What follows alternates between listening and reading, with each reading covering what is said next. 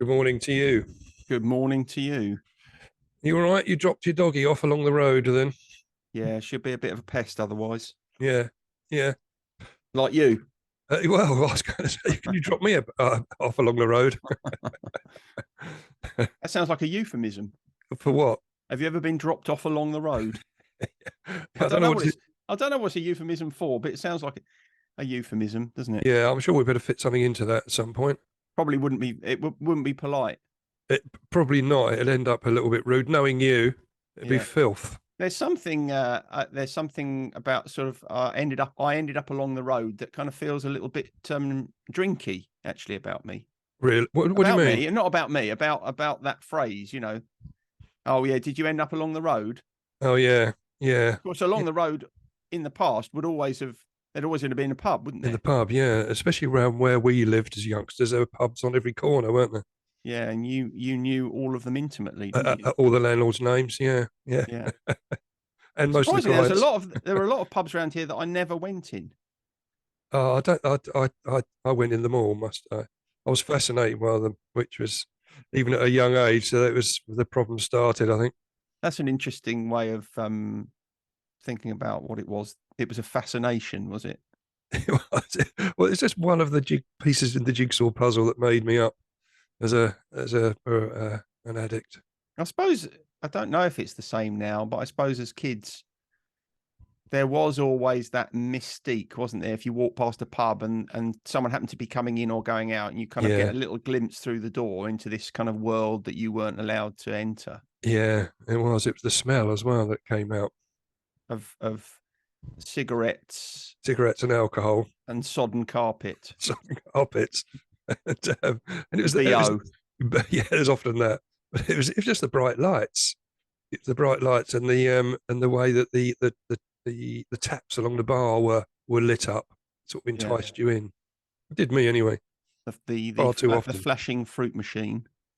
Yeah, that wasn't so much a draw, but certainly the beer pumps were. Mm, Anyway, interesting. before we go too much further into nostalgia, Mm. um, I've done my notes this week on self criticism. Ah, the inner Okay, critic. well, yeah, because it's been on the list for a while. I think probably one of your suggestions some point, but it leads on nicely from last week's topic of self reflection. It's a different, was an extension of that really, and it's Yeah, something that often comes up in groups as we constantly heavily criticize ourselves in active addiction, and this can carry on and hijack our recovery if we're not careful. So it's an important topic. very good. Yeah, but what I wanted to look at is what it is, its origins, and how to deal with it effectively. Or as I think you put it when we first talked about this, about taking a break from your own self-criticism. I think that's how you phrased it, or how we were looking at it. Maybe. Um, but before we start, Mm. have you got anything for before we start this week? A couple of little bits to talk Don't to you about. don't think don't think I have, no. Okay, first one. In the spirit of Halloween, we just gone past Halloween, haven't we? Yeah. I don't know if you saw there's a lady on Good Morning Britain with Holly and Phil, who she wanted to get married to a ghost. Okay, although she complained that she found it hard to get a venue to do the ceremony, which Was it a is specific ghost, or was it yeah, just yeah. any old? Was she No, no, prepared to wed any old ghost? no. It was a Victorian soldier that visited her Did he? regularly. Did he? Yeah, he came into her bedroom most nights, I think. And Eduardo, apparently his name was. Eduardo. Yeah, not much of a Victorian name really. Edward would have been fine, perhaps, but the O on the end. But Perhaps the Eduardo was a pet name that she developed for him. perhaps that's what it was. Yeah, after they'd known each other for some time. But yeah, Yeah. she wanted to walk down the aisle with the guy, but apparently he could Float down the aisle, surely. but apparently he was he could be a bit offish sometimes. At one time he didn't talk to her for a while. He sort of ghosted her for a week. Literally ghosted her. Well, it'd be difficult for him not to ghost her, wouldn't it? It was, but I mean, we shouldn't laugh really because she's obviously got some sort of deal going on there. But while she was, I don't know if you've seen the clip, but while she was in the studio there, Eduardo turned up and Did he? yeah, he did. He knocked her fascinator wonky, which was Now that is a euphemism, surely. which he was getting married on that day on Halloween. That was it. Oh, Oh, and she Yeah. found a venue to have Well, the I don't ceremony. know where they were going to go after. I think I think it felt a little bit awkward because I think you could hear some of the cameramen laughing and ridiculing her. Really, I think Holly and Phil did their best not to, but Were there you going to know, be a lot of were there going to be a lot of guests at the wedding? a lot of his mates. Yeah, Yeah, I was going to say it's like that television program Ghosts. You know, they'll all be sort of yeah, milling around in the background, but only there'll and be she very can few see him. people that can actually see any of them. Yeah, yeah, yeah. I thought it was quite funny, and I thought it was quite it was relevant to the time of year, Of course, obviously. we don't know that it's there could be truth in it, couldn't Yeah, there? We there don't could know. be. We Yeah, can't possibly know, can we? no, I'm sort of presenting it in a mocking tone, but you're absolutely right. I should be a bit more respectful Hmm. for the unknown. One thing that sort of worries me about that, and that is, so presumably she wanted to get married so that there would be that it would be legal. I can't imagine she wanted to start a family with him because I'm wondering how the marriage would be consummated. Well, yeah. I mean, she did send it. He sort of sends shivers down her spine when he turns up. So I don't know, mate. I don't think Well, it's not everything though, is it? Sex, not everything. absolutely right. No, it's just the companionship. I think that she was Is that after what at she that was point. after? I think so. Yeah. I think Oh well, so. good luck to her. I hope they have a very happy. Hope she has a very happy life with him, and he has a very happy death with her. Well, yeah. I suppose once she dies, they'll be joined on the other side, won't they? Yeah, for eternity. For eternity. Yeah. So I I hope wonder she if you gets. can divorce a ghost. I don't know. I don't know, but If it doesn't work out. yeah, you might be seeing someone else on the other side, mightn't he? She'll never know. No. Anyway, Oh dear, oh just moving dear. on from that. Also, this week, well, no, it was 2 days ago actually. I had my 11-year anniversary, which suddenly sort of crept up on me, really, which was sort of strange because I was talking about it in groups yesterday. As time goes by, you forget these things. In the early days of recovery, each day, each hour is precious. Mm. And you cling on to it, and then after a while, it gets you get a bit more blasé about it. I only really noticed it when it came up on your memories on Facebook, which was so last year I'd actually posted on there that I was 10 years sober. So yeah, it's nice, a nice milestone to reach. Congratulations. Happy Thank you, birthday. thank you. How do Thank you you. so I suppose it's understandable, isn't it, that you would mark 10 years because 10 years is of that ilk, isn't it? It A is, 10-year yeah, anniversary. yeah. So how do you tend to celebrate the anniversary of sobriety in the recovery community? I Well, mean, obviously you don't go down the pub and get lashed up, do no, you? we don't. No, but sometimes we will meet up. Certainly, at this stage in recovery, we don't tend to mark it particularly. But in the early days, in fact, we've got one coming up soon where we're all going to meet in a restaurant where we have a meal for someone's. They're celebrating their second year of sobriety. So so I presumably that point when you realize you're now 11 years sober, that is a lovely opportunity for self-reflection, isn't it?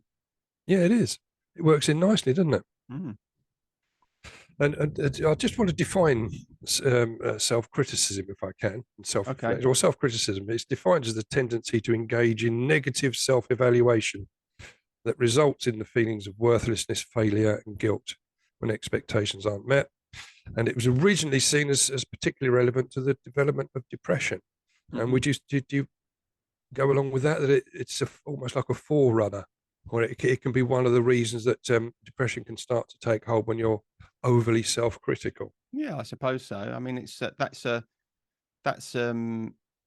one's a little bit like in the past we've talked about does mental ill health preclude addiction, or does addiction preclude mental ill health? I think it's a bit like that one. If you're suffering from depression, you are likely to be very self-critical. But similarly, I suppose unchecked self-criticism might lead you into depression. Yeah. Yeah, yeah. It's that inner voice, isn't it, that constantly talks to us, tells us that we're not good enough. Mm. I mean, do you see it as a personality trait particularly, or is it? I always think the line that I always take when someone has a particularly vociferous inner critic is to talk to them about whose voice that is. Now, when you say to someone who's got a very powerful inner critic, well, whose voice is that you're hearing? Okay. Most people's natural instinctive response to that will be, well, it's mine.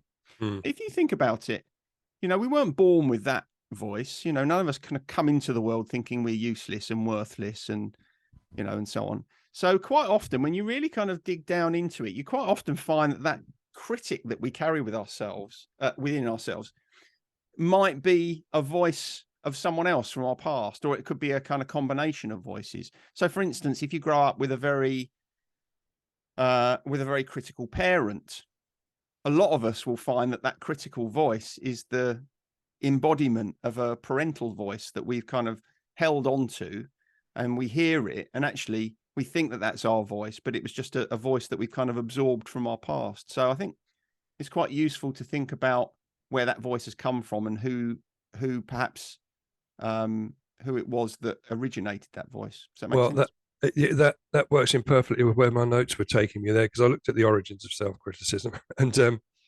it the research shows that it's often the early relationships in our childhood, and the first one on there was a strict parent. So you're right on the money there. There we are. It's It good. was, It's always good when I say something that chimes with your notes, isn't it? yes, it's a rare, well, it's not say it's a quality, but it's nice when it happens, isn't it? Mm. Yeah, It almost appears as if we know what we're doing. I know, and that is very rare, isn't it? Mm. Well, it's never. We never know what we're doing. That's your critical voice. It Then. is. You're right.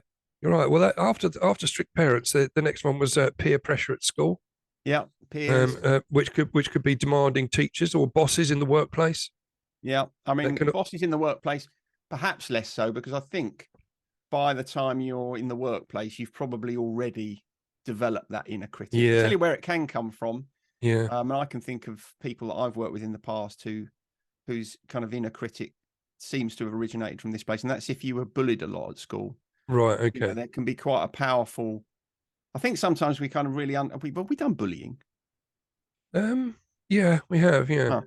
I think sometimes we kind of underestimate the impact of something like that. But if in your peer group, for some reason you appear to be kind of ostracized, people don't take to you or whatever, that can be a really powerful way of originating an inner critic. Oh, you're not good enough. Why can't you do this better? Why can't you fit in? Why don't people like you?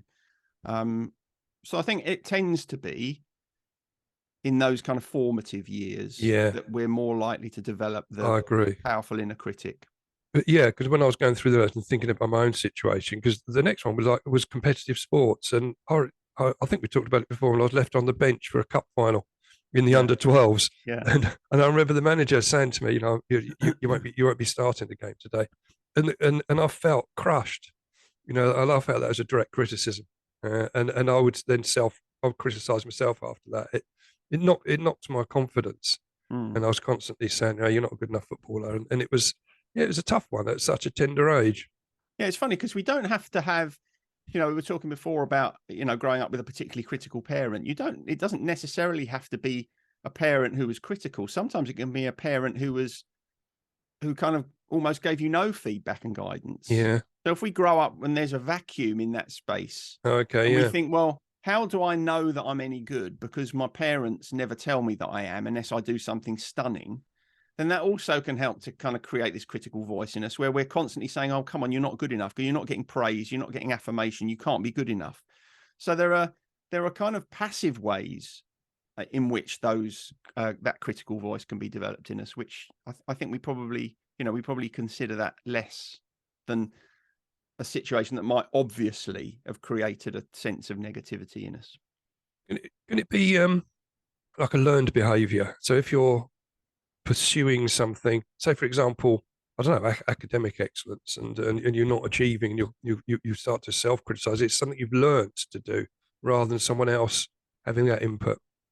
Well, you've learned to do it, but I would argue that it still comes from someone else's input, because if you're struggling to achieve something academically and you're not doing it, and your response to that is to be very critical, then it's worth asking yourself, why does your sense of your own value why is it seemingly so connected to success? Why are you feeling that you're only valuable if you get an A grade in this exam, or if you achieve this.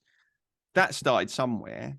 Why is it that we can't take a more kind of moderate view of success? Yes, I'm going to aim for an A, but if I get a B, it's not the end of the world. That's a kind of, if you're able to do that, the suggestion is that you've grown up in an environment where your quality as a person, your value as a person, is not directly related to achievement.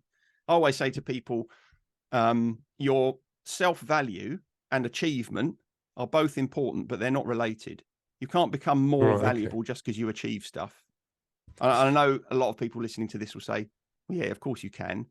You can't. You'll never be more valuable as a human being or less valuable as a human being than you are. And if you can really embrace that, then achievement then starts to be something that you strive for, but it doesn't become the be all and end all of everything.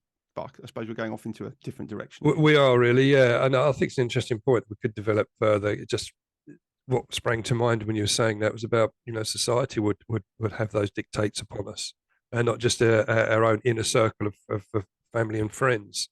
So, going back to the A grades and the B grades, society dictates if that's a success or not. It's thrust in your face. It's even on the telly, isn't it? People opening up their grades and the joy of the people, and they're seen as successful because they got the grades to go to uni, and those that haven't. That's absolutely right. And you may be coming on to talk about this later, but when you start to think about ways in which you can moderate that inner critic, one of the ways you can do that is to recognize how much pressure we're under. Yeah. So quite naturally, some of that critical inner voice comes from the pressure we're put under by society. Yes, I agree. And it leads to self-doubt, I think, doesn't it? This self-criticism leads directly onto self-doubt. And there's a couple of examples that came up. One which I don't know you might identify with, sort of a toxic thought. When you're preparing to assemble some flat pack furniture, for example. Yeah. and you can doubt yourself. I mean, it's surprising in my line of work. It's one of the websites that we go on to. If we need to, if we're looking for a bit of work, you can go on. There's a whole list of jobs that you can bid for, and there's so many of them saying, "Can you come around and put my flat pack furniture together?" So it's something which is general rather than individual. So I know people have mentioned it, and I think you've mentioned it in the past, that it fills you with a bit of dread. But it seems a lot of people have that self doubt before even before they open it up, or even before they order it. It's going to be out with the boundaries of their skill and expertise. Well, I think for me, it's a great example because it kind of taps into something else we've spoken about before, which is the confirmation bias. Yeah. So if there's something requiring any sort of DIY, I historically would start off with a belief that I won't be able to do it. My dad was hopeless at that sort of stuff. I never had anyone around me that could teach me. My father-in-law was brilliant at it, but he always wanted to do it himself. Yeah. So I've always kind of harbored this belief that I'm no good at it. So it's very, very easy for my inner critic to pop up and say, you won't be able to do that. Yeah. And so, and one of the ways that I've kind of moderated that over the years is, well, we'll kind of come on to talk about some of those ways, but you have to kind of be very gentle and compassionate with yourself. You have to take extra time. You have to allow yourself to be kind of really careful. You have to be accepting of mistakes. Yeah. I've put a cupboard up before with the rear of it front to back, and of course there's the famous story of my bathroom carpet. Yes, we talked about before. We have, yeah. But yeah, that's and moving on from that, something that again probably we can all relate to is the night before an exam or a test.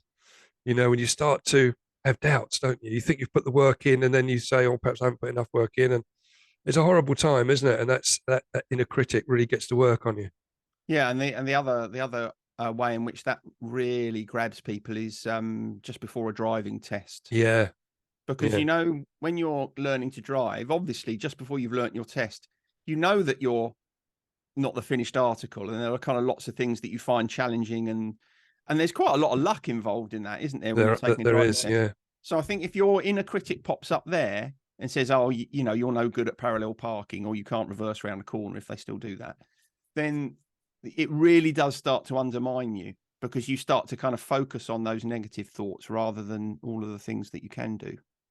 You're right. And I think moving on to something which is quite related to that is that sometimes it stop us trying something new, won't it? Like a pottery class or bridge school or something like that. You won't go because you think, I'm going to be rubbish at that. You won't do it. And so your inner critic jumps in before you actually get involved in something, a bit like the flat pack furniture. Yeah, very much so. And your inner critic will pop up there if you are someone who feels they need to be good at stuff. Yeah. So if you feel like something's not worth doing unless you can be good at it, then it will stop you doing those sorts of things. Whereas if you're more comfortable being shoddy at stuff, Yeah. then your inner critic is not likely to be quite so powerful at that point. No, true. I wouldn't go on the great pottery throwdown, would you? Well, it's funny you mention pottery, because pottery would be one of those things that I've always thought I'd quite like to have a go at pottery, Yeah. even though I know I'd be absolutely terrible at it. Yeah. I mean, you probably have half a chance of being reasonable at it, but anything like that, I would be absolutely catastrophic. Well, So I don't think I go on throwdown. I think it would be good telly, but I don't think. I mean, I think the judges would be standing open mouthed at me. Yeah, I doubt you make it through the early qualification rounds, would you, mate? Unlikely. I did apply for Bake Off once. Oh yeah, and you got thrown out, didn't you? I got to the telephone interview, Oh, and okay. then as my daughter never lets me forget, I was asked a question about what Italian meringue was, and I couldn't think what it was. And I don't know whether that did for me or they just thought I was too boring, but I didn't get through. So there we are. Well, yeah. Well, that would have been good telly if you'd have got on there, I'm sure. Yeah, I don't like old Paul Hollywood though. He's a bit of a knob, isn't he? Well, they're all knobs on there, mate, as far as I'm concerned. That's a bit It's a unfair. rubbish program. Just because you don't like cake. Well, I love cake. I don't know. But you don't like making it. I want someone else to bake it for me. That's fine. Well, Anyway, how does this impact upon us, all this self-criticism? I just want to have a quick look at that, because it can cause mental health issues, can't it? With this constant negativity. I think I've seen this come up in groups as well, where people get very critical about their appearance, and it leads to eating disorders and self-harm and that sort of thing. So it can be quite dangerous if we don't sort this out, really, can't it? yeah, it's very debilitating, whether it's about your physical self or your behavior or who you are. It's very debilitating, and it's it's really, really difficult to overturn. Yeah. And part of the reason it's so difficult to overturn is because for most of us, we've carried it all of our lives. Yeah, I think there's a quick quote. I'm going to go back, so I was going to miss this quote out, but you've hit upon something. There's a quote that I came across, and it said, "Your identity shouldn't depend on your inner dialogue with yourself, but know that shaking off your self-critical thoughts is hard. It takes a lot of work, and sometimes you can't do it all alone." Which is where therapy and that comes in, doesn't it? It does, and I think it's probably it probably is related, or your success in a way is related to how you think about recovery from it. Yeah. Now, I always think of silencing your inner critic as not really silencing it. It's not going to, that voice is not going to suddenly stop. You're not suddenly going to stop saying those things to yourself. Yeah. But what you can do is you can hear them and not always listen to them. So yeah, I know. I can hear you. I know you're going to say that to me, but just pipe down, because I'm going to do this anyway. I think that is a much more realistic aspiration. When that inner critic starts to compare you with other people, that never ends well, does it? Because it's going to hinder us, isn't it? Because there's always someone that you compare yourself to that is better at pottery, for example, that we're talking about earlier on. Exactly. Or in any aspect of life. Do you remember that pyramid I made in pret-a-manger with coffee stirrers? I do, yeah. It's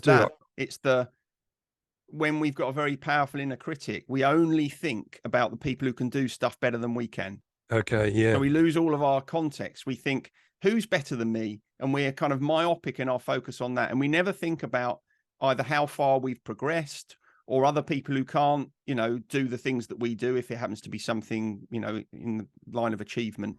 So when we lose our context, and that's what our inner critic does, it says, you're useless, you're at the bottom all the time, because that's where we put ourselves if we only ever think about people who can do things better than we can. Yeah, yeah. I do remember that pyramid. I'd forgotten the lesson you were putting across to me at that point, but that's a good reminder. I think that's the only theory I've ever come up with in all of my years as a practicing therapist. But A very good one. Very good one. So I was looking at tips for overcoming this. I'm actually, it's on my notes. I've put tips for overcoming this. I've put, instead of self-criticism, I've put elf criticism. I mean, you can't go around criticizing elves, can you? No, Elf is one of the best Christmas films ever made. With Will Ferrell. Exactly. Yeah. Yeah. So we can't I criticize don't think that. it bears any criticism at all, that film. Yeah, I know my kids love that film. I think they watch it regularly. Yeah. Well, it'll Also, be on again soon, won't it? Because it's almost the festive season. Yeah. Can we mention Yeah. Christmas yet? Have I done what? Sorry. Can we mention Christmas? Oh, it's a bit early, mate, isn't it? I don't like to mention it till December, really. Okay. All right. So Anyway. we're not. Well, yeah. So we're not criticizing elves. No. I'm looking at overcoming self-criticism. Yeah. One of the points I came up was that stop thinking that your self-criticism will motivate you to complete your work. So, that's good. Yeah. I not really thought about that one. Yeah, I suppose that's true. Sometimes we think that berating ourselves will get us going. Yeah, give our asses a bit of a kick, kicking our own asses. Yeah, the way I think about that is, imagine if you have children, imagine berating your children and think about what that gets out of them. Does it get performance out of them? No, it doesn't. If a child is frightened or unsure of themselves and you say, come on, don't be so flipping stupid, get on with it. Does it make them feel better and more confident? Of course it doesn't. So why would you think that berating yourself is going to have that sort of impact? Very true. Very true. And the next point was letting go of perfectionism and welcoming mistakes, which you've already touched on there. And we did one on perfectionism. Season 4, episode 26. Since you asked. Oh, the last one of the season. It was, yeah, yeah. But and that was and welcoming mistakes. I mean, that's always a tough one, isn't it? It is a tough one, and I think a lot of these things about how we overcome self-criticism. I mean, it's like a lot of things when we're kind of looking at ways of overcoming difficulties we have. They're quite easy to say, and they're not necessarily that easy to do. What was the last one that you mentioned? Because that was something I thought about that. What last point I mentioned before this one? Yeah. Before letting go of perfectionism? Oh no, it was letting go of perfectionism. Yeah. The whole idea of letting go of perfectionism is a classic. Easy to say, not easy to do. If you are a perfectionist, if you struggle, I mean, you'll know this because you tend towards perfectionism. Yeah. So if I say to you, well, let go of your perfectionism. If you think back the past years, how do you think you have moderated your striving for perfectionism? I know it's not completely gone. No, it hasn't. No, presumably you feel like you're more successful at doing so than you used to be, and if so, how have you done that? Talking to you, really, and doing the research on perfectionism, because people think perfectionism, you always do things perfectly, but it's far from that. It's far from that. Is that you always berate yourself for not doing things perfectly, and you always strive for something which is nearly always unattainable, and so it can be a curse. But I have become more comfortable with not achieving that or stopping before, because I can keep going on things and trying to improve, and so I've learned how to stop. That's just come with time and practice, really. Yeah, I mean, one of the most powerful things you've done there, actually, I would say, is that you've recognized that being a perfectionist is not a virtue. I do. Yeah, it's not. So, because people wear it and say, oh, I'm a perfectionist, like a badge of honor. And it really isn't. It's a horrible curse. Exactly. So just that flip, if you are a perfectionist and your inner critic is constantly telling you, no, that's not good enough, that's not good enough, just recognizing that voice inside you saying you need to go for perfection is not true is already a massive step forward. It's like, oh, hang on. Not only do I not need to listen to that voice, it's actually destructive if I do. And I think if you can make that connection, then that is immediately a massive help. It is. And I think the next point I wanted to go on to, which has helped me to deal with it exactly, that is Now, what advice would you give to a friend? Um, and then sort of apply it to yourself. So if you are talking to someone else about certain things and how to, especially if they are struggling and have a perfectionist tendency, and then the advice you'd give to them, give it to yourself, which we're quite bad at doing that, aren't we?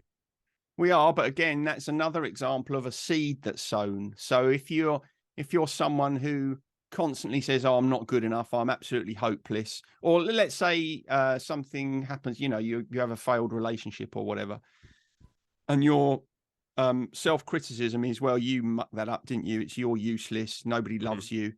If you say to someone, "Well, if you had a friend who was in that position, would you be treating them in the same way that you're treating yourself?" And they'd almost certainly say, "No, I wouldn't." And then it's worth saying, "Well, why are you treating yourself like that then?" And it's almost as if actually that's as far as you can go. You can't change it in that moment. But what you're doing is you're kind of sowing the seed. You're saying to someone, why is it that you have this very kind of violent and damaging way of seeing yourself that you don't apply to the rest of the Yeah, world? So it's almost kind of an opportunity to reflect on it. yeah, no, it is a good point, and it's worth thinking about that and trying to put it into practice. That's for sure. Um, the last point I wanted to go into before we go in onto our gratitude list was really just our old friend journaling, keeping a journal of your progress, um, and to read it when you're trying to practice sort of self gratitude, really, which leads on nicely onto the gratitude list. It's just one other thing though before we do that. Okay. I think sometimes one of a good way of quietening your inner critic is to use your body, because your inner critic is very much about your head and your emotion.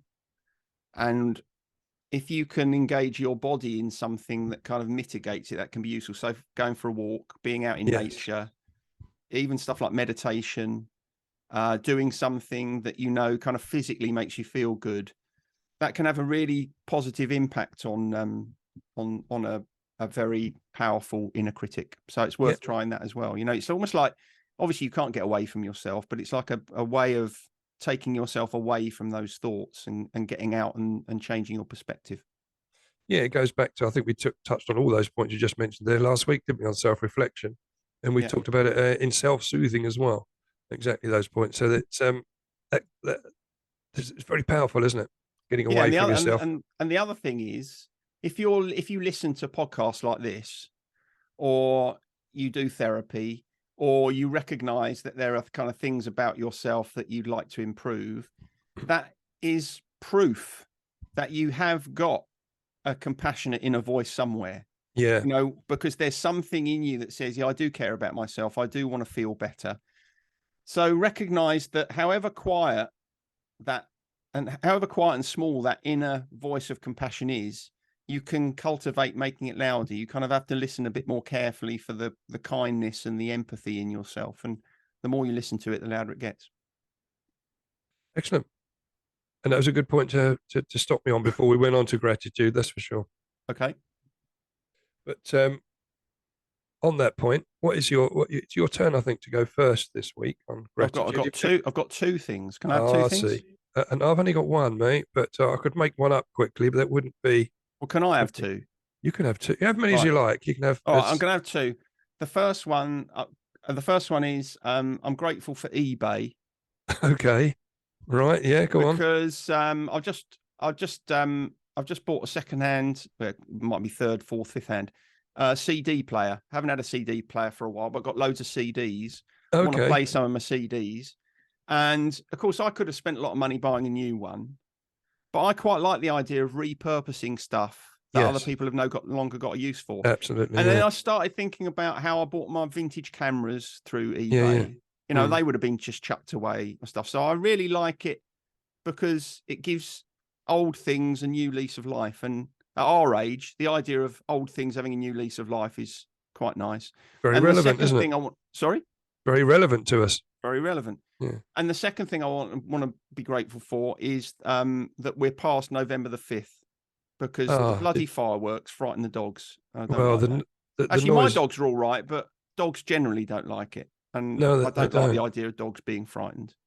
No, and you've only got to look at the posts people put on Facebook about their dogs being subjected to the horrific noise, and some of them are so loud that it's not necessary. The other thing Um, is, in a cost of living crisis, how come we got money for flipping fireworks? I mean, it's literally burning money. It is, isn't it? Yeah.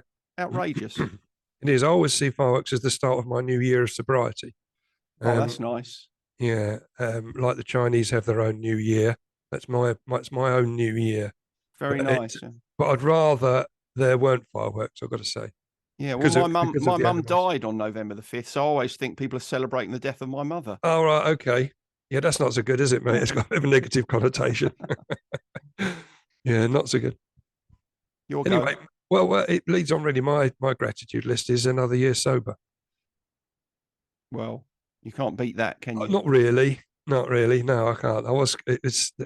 I think I did have something else before I forgot. Again, I went back and redid my notes, some of it, because I suddenly remembered it was my anniversary. So Well, that's quite nice, isn't it? Because actually, what you're telling me is you're grateful for yourself because you've kept yourself sober for yes, 11 years. I've had a lot of help, but yes.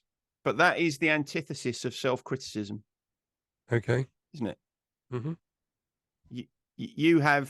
You've maintained sobriety for 11 years, and you're Yeah. grateful for the fact that you have pulled yourself through 11 years of sobriety. Yeah. You know, building your strength and resilience as you've gone. That is exactly what I mean when I talk about that kind of compassionate and empathic inner voice. That's what you've relied on all those years. I have. Yeah. Yeah. And it's been a heavy critic of me for many years, and still was in early recovery. It is a lot quieter now, got to say. Daysoftheyear.com. Yep. There's only a couple, there's only one, well, a couple I wanted to mention, really. The first one was National Saxophone Day today. You can't go wrong with that, can you? Well, it was because, I mean, on this day in 1842, Adolf Sax, yeah, Yeah. he invented the saxophone, Did he? named it after himself. A little bit arrogant, but I let it go because it's a nice instrument. Do you think Andy Freese celebrates it? I don't know, but do you remember when we introduced the saxophone into our band? It made us all sort of go weak kneed and thought, oh my God, this is just so lovely. Yeah. Especially when we were recording stuff in the studio. Yeah. And it was, you just wanted it on everything. We had to get reined in because it's such a beautiful sound, and it made the tracks, took them to a different level, didn't it? It did. It's like when you put keyboards in a song or strings or anything. Yeah, it makes such a difference. It does. Because Andy Freese, he didn't record with us, did he? That first time, it was we had some guy called Grant Wickens. Yeah, is that what his name was? Mm. I wonder if Grant Wickens still plays the saxophone. I don't know, but he went on to play with some quite big bands, didn't he? Did he? I think so. Yeah, as I understand it. Yeah. What, bigger than us? Bigger than us, mate. Yeah. Wow. But talking of saxophonists, I mean, when I was writing these notes, whenever I talk about the saxophone, I have to go onto YouTube and play a bit of "Will You" by Hazel O'Connor, which is just, really, yeah, I do. Yeah, it's just got the most magnificent sax solo I've ever heard. I mean, it takes up half of the song, doesn't it? And it's just wonderful. And it was the saxophonist was Wes McGugan, who was he's also played with the Clash and the Police and Elton John, so he's quite a high profile saxophonist. And I was lucky enough to meet him on one occasion. He lives down in Hastings, and I was walking through Hastings Town Centre with Chris Quinnell, who you know, and who was friends with him. So wow. we met up, had a quick chat. Yeah. So you sound like you're someone who'd definitely be celebrating Saxophone Day. I'm definitely celebrating that. and but also moving on from that, there's also the National Peanut Butter Lovers Month. So there's a whole month dedicated to loving peanut butter and how you can use it. And I think when I look at the research, it's peanut butter is loved much more in the USA than it is in Britain. Where do you stand on peanut butter? I like it. I'm not crunchy or smooth. Oh, definitely crunchy. Yeah. Right. Okay. Yeah. And what do you like to have it with? I just like it on toast, really. Right. But you wouldn't put any other condiment on it as well? No. Okay. So here's a couple of things to try. Okay. These are my two favorites. Right. You know that the Americans, they like peanut butter and jelly, don't they? Peanut butter and jam. Yeah. My two favorites are peanut butter and honey. All right. Okay. It tastes like that old nut brittle we used to have when we were kids. Yeah. I couldn't eat now because it'd break all my teeth. And the other thing I like, I'm not sure where you're going to stand on this. I can't remember whether you like it or not. but peanut butter and Marmite. Well, Fantastic. no, I wouldn't like. I don't think I'd like that. But I just remembered I do like peanut butter and mayo. That's really nice. Or peanut butter and salad cream is lovely as well Oh, that's on disgusting. toast. You're an animal. I no, I remember. I was thinking about it, and I think I haven't had that for a long time. So I I'm not. think not. That's an absolute disgrace. Oh no, it's absolutely lovely. I mean, in fact, I might have some of that at some point today. Now you've mentioned it, might have that for tea. That's upsetting. Okay, on this day in music, right? Yeah. Just a couple of points, really. 1993, Meatloaf was number one in the US with "I'd Do Anything for Love, but I Won't Do That." Now, I've never worked out what he won't do. Have you? Have you sorted that one out in your own head? We must all have an idea in our heads. You do, yeah. I mean, we can't really discuss it. We can't, but he's left it hanging, and it was We'd nice. all have a red line, wouldn't we? We would, yes. Yeah. Is he still alive, or is he dead? No, now? he died, didn't he? Yeah, yeah. Oh well. But also going back onto the saxophone, Adolph Sax, we've already mentioned, he died on this day in 1894. So he died on the anniversary of him inventing the saxophone. Isn't that weird? Well, so he invented the saxophone and then died some years later on the same day as he invented it. I know. So in 1842 he invented it, and 1894 he died. Wow. So at least he could enjoy it 52 years. 52. You were just trying to do the maths. You did it well. You did it quickly. Yeah, that's good. That's good. Yeah. So he rounded it up, didn't he? Really? It's quite a nice time for him to go. Yeah, it's got a nice symmetry, hasn't it? It has, yeah. So I suppose in musical terms, that's quite fitting, really, because it is. And he's the only person that's been on our Days of the Year and on this day in music sections. Well, the same week. He's virtually an icon of this. He's a hero. He's a hero. He is, yes. If only the he was first still alive. icon that we've had. Is it Adolph Sax? Adolph Sax. Of course, you can't call children Adolph anymore, can you? But we've talked about that. We have talked about that. Now it's been ruined. But yeah, it was okay back in the 1800s. Mm-hmm. Before the other one. Before the other one, who we don't mention. You can't mention. Okay, that's it. I'm going. We got away with it. I think we did, but I'm a bit scared. I think I ought to finish now, but in case it slips out. All right. All right. Yeah. Well, have a good day. And you, mate. And I'll see you next week. Laters. Bye. Bye. Sideways was created by Graham Landy and Martin Pankhurst. If you want to read more about our work or sort through the extensive archive of past episodes, just visit grahamlandywellbeing.co.uk/sideways-podcast. You can follow us on Twitter or Facebook or Instagram at Sideways Podcast, and you can email us if you have a question or if there's something you'd like us to cover. But most of all, we want to tell you how grateful we are that you come and listen, and we ask that if you've enjoyed what you've heard, that you spread the word. And we'll see you next week.